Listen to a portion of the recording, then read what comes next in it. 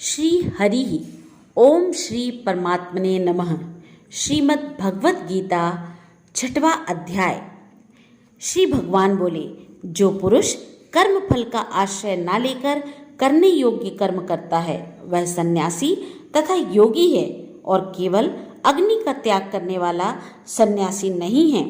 तथा केवल क्रियाओं का त्याग करने वाला योगी नहीं है। हे अर्जुन, जिसको सन्यास ऐसा कहते हैं उसी को तू योग जान, क्योंकि संकल्पों का त्याग न करने वाला कोई भी पुरुष योगी नहीं होता। योग में आरूढ़ होने की इच्छा वाले मननशील पुरुष के लिए योग की प्राप्ति में निष्काम भाव से कर्म करना ही हेतु कहा गया है, और योग रूढ़ हो जाने पर उस योग रूढ़ पुरुष का जो सर्व संकल्पों का अभाव है वही कल्याण में हेतु कहा जाता है। जिस काल में न तो इंद्रियों के भोग में और न कर्मों में ही आसक्त होता है, उस काल में सर्व संकल्पों का त्यागी पुरुष योगारूढ़ कहा जाता है। अपने द्वारा अपना संसार समुद्र से उद्धार करे और अपने को अधोगति में न डाले, क्योंकि यह मनुष्य आप ही तो अपना मित्र है और आप ही अपना शत्रु भी है। जिस जीवात्मा द्वारा मन और इंद्रियों सहित शरीर जीता हुआ है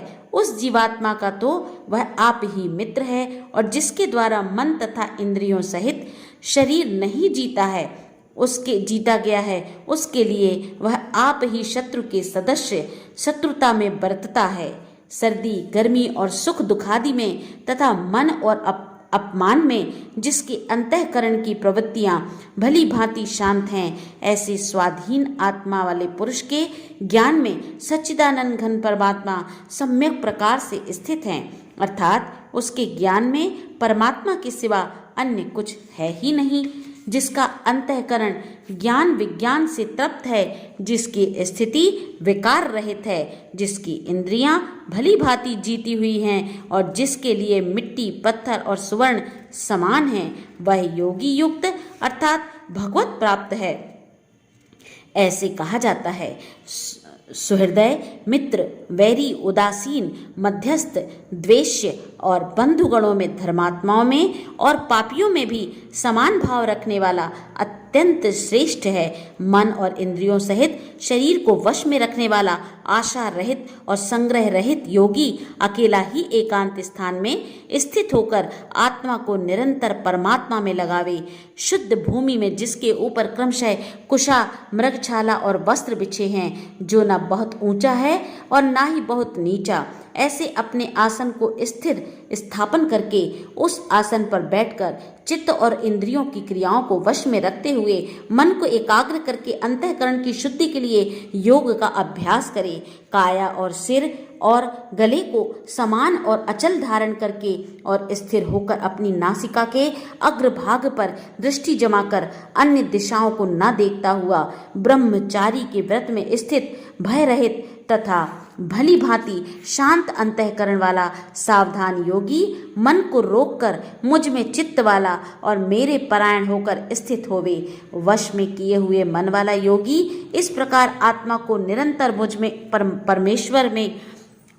स्वरूप में लगाता हुआ मुझ में रहने वाली परमानंद की पराकाष्ठा रूप शांति को प्राप्त होता है। हे अर्जुन, यह योग न तो बहुत खाने वाले का, न बिल्कुल न खाने वाले का, न बहुत शयन करने वाले का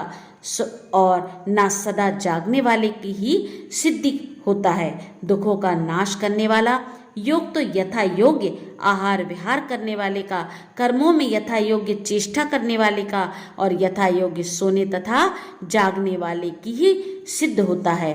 अत्यंत वश में किया हुआ चित्त जिस काल में परमात्मा में ही भली भांति स्थित हो जाता है, उस काल में संपूर्ण भोगों से स्पृहा रहित पुरुष योग युक्त है। ऐसा कहा जाता है, जिस प्रकार वायु रहित स्थान में स्थित दीपक चलायमान नहीं होता, वैसी ही उपमा परमात्मा के ध्यान में लगे हुए योगी के जीते हुए चित्त की कही गई है। योग के अभ्यास से निरुद्ध चित्त जिस अवस्था में उपराम हो जाता है और जिस अवस्था में परमात्मा के ध्यान से शुद्ध हुई सूक्ष्म बुद्धि द्वारा परमात्मा को साक्षात करता हुआ सच्चिदानंद घन परमात्मा में ही संतुष्ट रहता है, इंद्रियों से अतीत केवल शुद्ध हुई सूक्ष्म बुद्धि द्वारा ग्रहण करने योग्य जो अनंत आनंद है उसको जिस अवस्था में अनुभव करता है और जिस अवस्था में स्थित यह योगी परमात्मा के स्वरूप से विचलित होता ही नहीं है,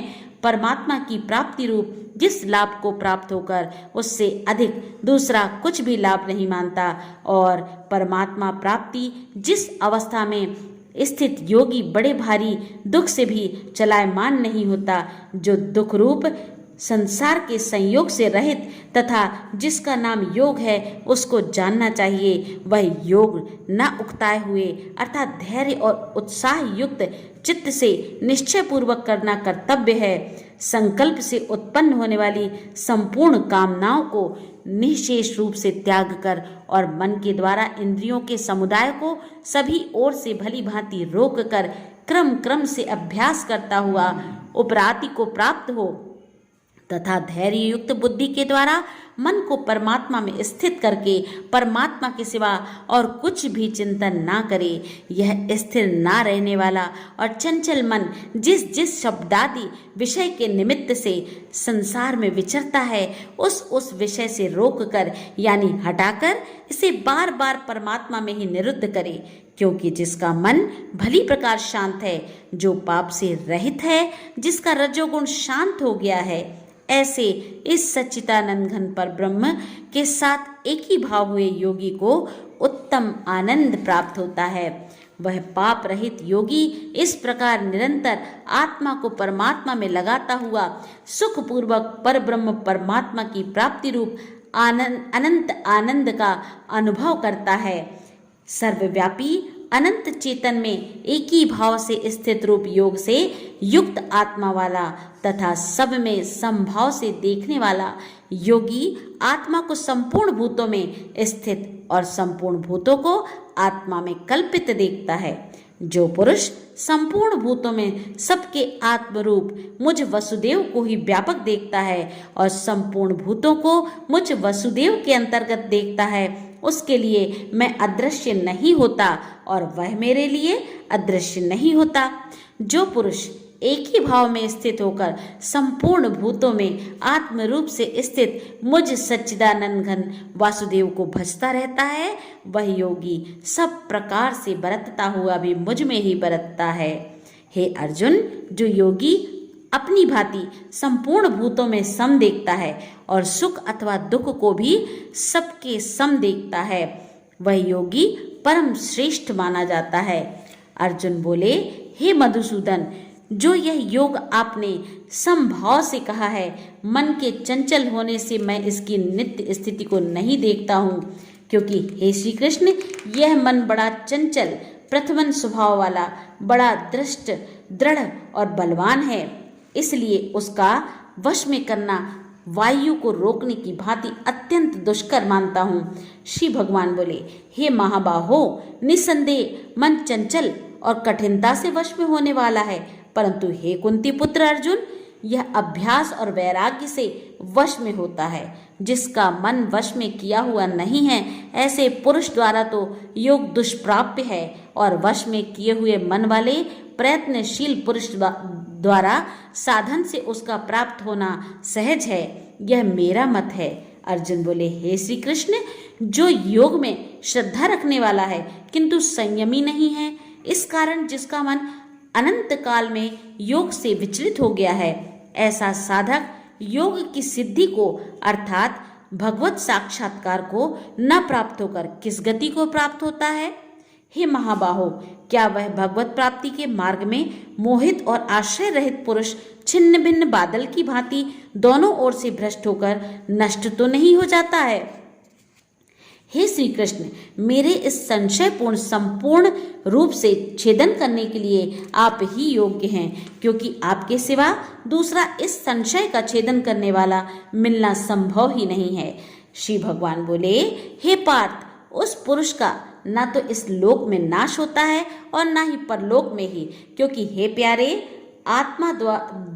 द्वार के लिए अर्थात भगवत प्राप्ति के लिए कर्म करने वाला कोई भी मनुष्य दुर्गति को प्राप्त नहीं होता। योग भ्रष्ट पुरुष पुण्यवानों के लोगों को अर्थात स्वर्ग आदि उत्तम लोकों को प्राप्त होकर उनमें बहुत वर्षों तक निवास करके फिर शुद्ध आचरण वाले श्रीमान पुरुषों के घर में जन्म लेता है, अथवा वैराग्यवान पुरुष उन लोकों में न जाकर ज्ञानवान योगियों के ही कुल में जन्म लेता है। परंतु इस प्रकार का जो यह जन्म है सो संसार में निसंदेह अत्यंत ही दुर्लभ है।